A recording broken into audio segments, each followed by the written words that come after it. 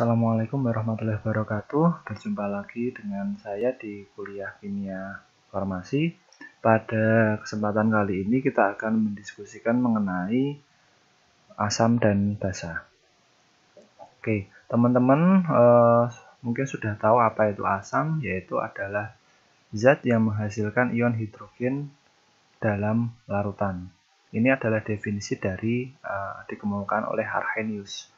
Jadi Arrhenius mendefinisikan asam sebagai larutan. Jadi dalam larutan, molekul asam bertindak sebagai donor proton dan molekul air bertindak sebagai akseptor proton.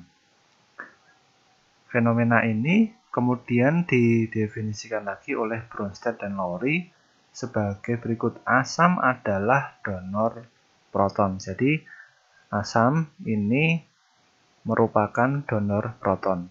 Proton H+ adalah proton. Contoh reaksinya adalah sebagai berikut. Ada HCl yang dilarutkan dengan air. Ini ion H+ dari HCl akan ditangkap oleh air di sini. Kemudian CH3COH dilakukan dalam air. Dari CH3COH juga ditangkap oleh air.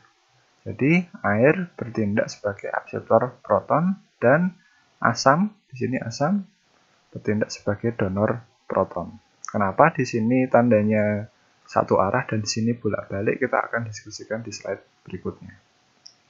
Jadi asam, jenis-jenis asam itu dibedakan menjadi dua jenis. Yang pertama adalah asam kuat dan yang kedua adalah asam lemah. Bedanya apa antara asam lemah dan asam kuat? Asam kuat memiliki kecenderungan untuk menghasilkan ion. Jadi asam kuat ini lebih kuat dalam menghasilkan ion. Kemudian asam lemah adalah senyawa molekuler yang memiliki kecenderungan lemah untuk menghasilkan ion. Asam lemah terionisasi secara tidak sempurna dalam larutan air. Berbeda dengan asam kuat adalah senyawa molekuler yang hampir sepenuhnya terionisasi menjadi atau menyertai anion ketika dalam larutan. Jadi bedanya asam lemah dan asam kuat ini adalah asam kuat itu semuanya menjadi ion. Kemudian yang asam lemah hanya sebagian kecil atau sedikit yang menjadi ion atau menghasilkan ion H+. Jadi sebagian besar asam adalah asam lemah. Jadi teman-teman ketika temui berbagai zat yang ada di sekeliling teman-teman di kehidupan sehari-hari, zat yang teman-teman banyak temui adalah berupa asam lemah. Contoh reaksinya yang tadi sudah disebutkan di awal, kenapa panahnya ini satu arah dan di sini adalah dua arah. Di sini HCl itu dalam akan merupakan asam kuat dan sepenuhnya terionisasi menjadi H+ dan Cl-. Namun CH3COH ini hanya sedikit hidrogen yang terlepas, ion hidrogen yang terlepas, sehingga reaksinya bolak-balik. Kemudian asam digolongkan juga berdasarkan pelepasan hidrogennya. Ada asam poliprotik. Apa itu asam poliprotik? Di sini ada 3, asam monoprotik, asam diprotik, dan asam poliprotik. Kita bahas yang pertama dulu, asam monoprotik. Asam yang bila terion hanya menghasilkan sebuah ion hidrogen. Di sini contohnya adalah asam nitrat, HCl, CH2COH. Masalah ini CH3 seharusnya, bukan CH2. HCl menjadi H+ dan Cl-. Di sini hanya ada satu H+. Di sini NaHNO3 sanitrat hanya ada satu H+. Dan di sini hanya ada satu. Kemudian ada asam diprotik. Apakah itu asam diprotik? Asam yang bila terion hanya menghasilkan 2 ion hidrogen. Contohnya H2SO4. Jadi dalam proses ionisasi H2SO4 ini terlepasnya satu persatu, bukan langsung 2 sekaligus. Yang pertama H2SO4 itu terion menjadi H+ dan HSO4 minus. Kemudian HSO4 minus ini bisa terion lagi, namun HSO4 ini sifatnya lemah. Jadi H plus ditambah SO4 2 minus. Jadi pelepasannya satu-satu, bukan langsung melepas 2. Yang ion hidrogen yang pertama itu gampang dilepas, namun ion hidrogen yang kedua itu relatif lebih susah untuk dilepas. Kemudian ada asam poliprotik. Asam yang bila terion hanya menghasilkan 3 ion hidrogen. Jadi sebenarnya masih ada zat yang dapat menghasilkan 4 ion hidrogen. Di sini adalah H3PO4 contohnya. H3PO4 pertama melepas ion H plus 1. Kemudian menghasilkan H2PO4 minus. H2PO4 minus ini dapat melepaskan ion hidrogennya satu lagi, menjadi HPO4 2 minus. HPO4 2 minus ini dapat melepaskan hidrogennya lagi satu, sehingga menjadi PO4 3 minus. Sehingga di sini terdapat 3 hidrogen yang dilepaskan. Seperti itu. Kemudian kita beranjak ke basa.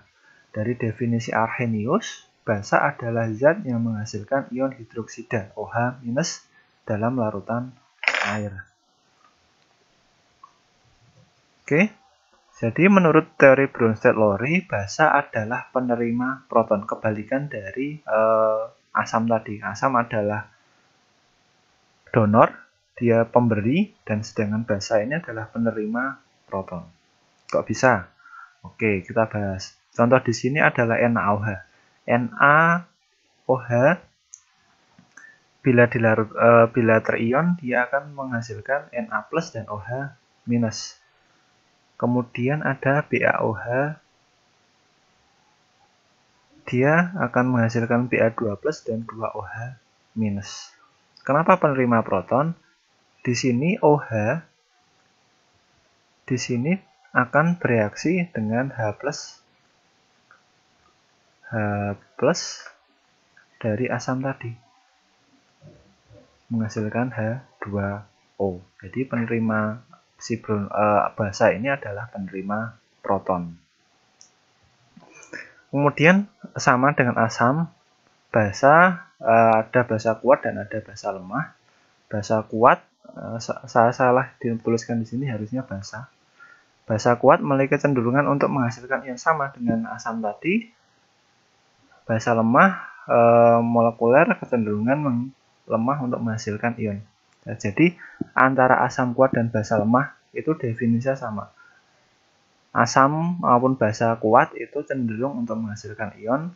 Basa lemah itu cenderung susah untuk menghasilkan ion. Juga sama, sebagian besar basa adalah basa lemah. Ya, jadi teman-teman nanti bisa mengidentifikasi zat apa saja sih yang merupakan asam atau basa, kemudian berdasarkan nilai kekuatan ionisasinya, dia basa kuat atau basa lemah. Contohnya tadi sudah disinggung di awal, NaOH. NaOH itu sepenuhnya dia terion menjadi Na+ dan OH-. Namun NH3 ini dalam air menjadi NH4OH, ini susah untuk terion NH4+ dan OH-. Jadi simbolnya adalah bolak-balik. Seperti itu. Kemudian kita membahas mengenai reaksi neutralisasi. Reaksi neutralisasi adalah reaksi antara asam dan basa. Jadi secara umum reaksi neutralisasi ini menghasilkan garam dan air. Teman-teman sudah melakukan reaksi neutralisasi pada praktikum kemarin di percobaan titrasi menggunakan HCl dan NaOH. HCl dan NaOH. Contohnya di sini adalah asam dan basa itu menghasilkan garam dan air. HCl kemarin teman-teman sudah praktikum direaksikan dengan NaOH menjadi NaCl dan H2O. Bila dituliskan menjadi ionnya adalah H+, Cl-, Na+, dan OH- menjadi Na+, Cl- dan H2O. Kenapa H2O dituliskan H2O bukan H plus dan OH minus, karena tadi definisi di awal bahwa OH dan H plus ini akan bereaksi menjadi H2O. Asam merupakan donor proton dan basa merupakan akseptor proton. Di sini. Oke. Jadi teman-teman perlu ingat bahwa reaksi neutralisasi merupakan reaksi antara asam dan basa menghasilkan garam dan air. Garamnya belum tentu NaCl, tergantung zat asam mana atau basa mana yang direaksikan. Oke, di sini didefinisikan garam adalah sisa asam dan sisa basa. Kenapa sisa? Ini H plus akan menghasilkan H plus dan NaOH menghasilkan OH minus. Sisa dari H dan sisa dari OH merupakan garam. Oke, kemudian kita bicara mengenai konjugat asam atau basa. Di sini CH3COH dilarutkan dalam H2O air. CH3COH merupakan asam dan H2O di sini disebut sebagai basa. Kenapa? Nanti berdasarkan reaksi di sini CH3COH ini melepas H+, sedangkan H2O ini menerima H+, ya, merupakan akseptor proton, sehingga di sini merupakan asam dan di sini menjadi basa. Kemudian hasilnya adalah CH3CO- yang kehilangan H+, sehingga dia menjadi basa, dan H3O+ ini merupakan asam. Jadi CH3COH dan CH3CO- ini adalah konjugat asam basa, pasangan asam basa. Dan H2O dan H3O+ ini merupakan juga pasangan asam basa. Diilustrasikan di sini, CH3COH ini melepaskan H di sini. Dan dia akan menempel di sini, bereaksi di sini, sehingga menghasilkan CH3CO- H3O+, seperti itu. Teman-teman, pada soal ini teman-teman dapat mengetahui ataupun bisa menunjukkan mana yang merupakan konjugat asam atau basa. Oke, nanti dipelajari sendiri. Selanjutnya saya nanti bagikan, teman-teman pelajari sendiri, tentukan mana yang konjugat asam basa. Oke, kemudian kita beralih ke autoionisasi. Apakah itu autoionisasi? Jadi molekul air atau H2O itu dapat mengionisasi dirinya sendiri dan menghasilkan ion H3O+ dan OH-. Fenomena ini dikenal dengan istilah autoionisasi. Jadi di sini ada dua molekul H2O. Ketika dia melepas H+, dia merupakan asam, dan ketika dia menerima H+, dia merupakan basa. Kenapa H2O dapat menerima ion H+? Di sini teman-teman bisa lihat terdapat dua pasang elektron tidak berikatan yang dapat digunakan untuk mengikat H+ di sini. Jadi air itu dapat mengion dirinya sendiri tanpa bantuan zat lain. Jadi 2H2O ini menjadi H3O+ dan OH-. Di sini teman-teman dapat melihat persamaannya, Kw sama dengan H3O+ plus OH- sama dengan 1,0 kali 10 pangkat 14. Pengukurannya pada 25 derajat Celcius. Pada air murni, H3O+ per 1 M 1 molar sama dengan OH- per 1 molar. Sehingga akar dari konstansa deionisasi air adalah 1 kali 10 pangkat 7. pH air adalah 7. Konsentrasi ion H+ dan OH- pada air murni pada temperatur 25 derajat Celcius selalu 1,0 kali 10 pangkat min 14. Jadi konsentrasi keduanya H+ dan OH- itu pada air murni selalu 10 pangkat min 14. Itulah kenapa pH itu maksimal adalah 14. Oke. Kemudian kita belajar mengenai derajat keasaman atau pH. Sorensen pada tahun 1909 mengusulkan teori bahwa power of hydrogen atau pH dari sebuah larutan didefinisikan sebagai logaritma negatif dari konsentrasi ion hidrogen dalam larutan dengan satuannya mol per liter atau molar. pH adalah min log H3O+, atau teman-teman dapat menuliskan pH sama dengan min log H+. Jadi kita sudah singgung kemarin bahwa asam itu pH-nya kurang dari 7, basa lebih dari 7, sedangkan netral adalah pH-nya 7. Netral adalah larutan dengan pH 7 yang biasanya dimiliki oleh air murni.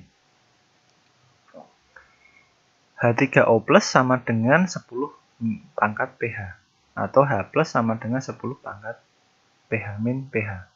POH sama dengan 10 min POH sama dengan min log OH minus, sehingga OH sama dengan 10 pangkat POH.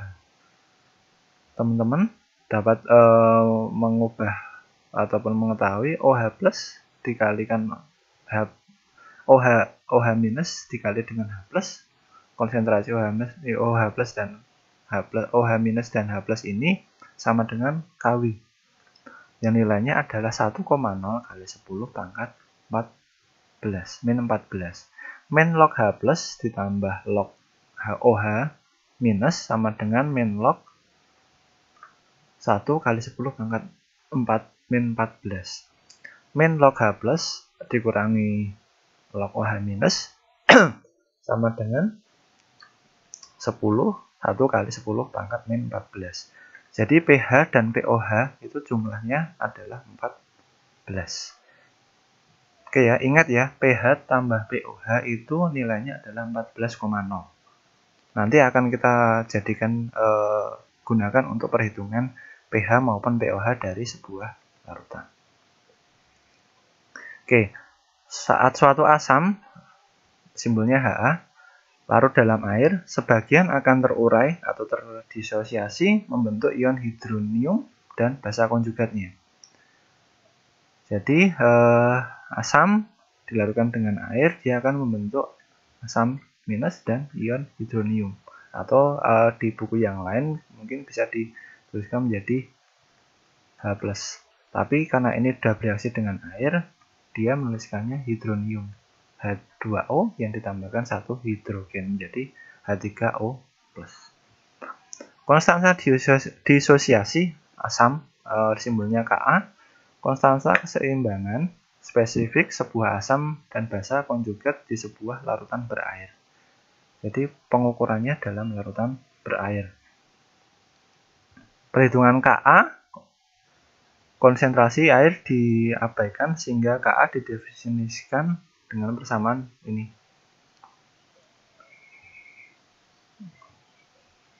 Ka merupakan konsentrasi dari ion hidronium dan asam dibagi dengan konsentrasi zat asam awal dikalikan 1 derajat Celcius. Ini sering diabaikan karena 1 per derajat Celcius ini diukur pada temperatur 25 derajat Celcius, sehingga Ka sama dengan konsentrasi H3O+ dikalikan dengan konsentrasi dari asam, ion asam dibagi dengan konsentrasi zat asam, sehingga P konstanta asam sama dengan min log Ka, atau Ka sama dengan 10 pangkat P Ka.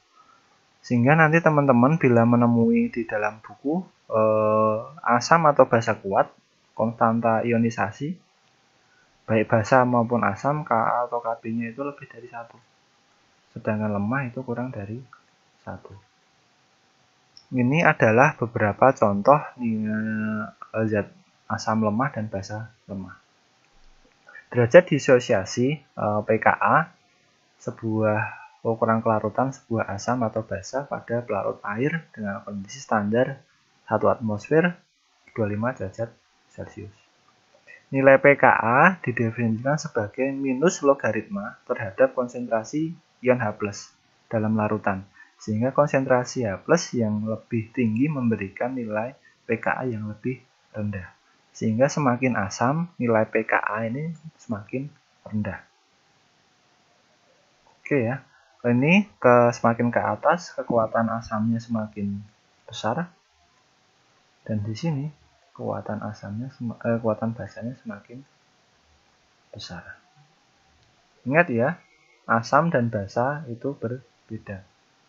Asamnya semakin kuat, maka basanya semakin lemah. Begitu pula dengan sebaliknya. Oke, untuk pembahasan asam dan basa saya cukupkan sekian. Kita lanjut lagi di pembahasan selanjutnya. Terima kasih.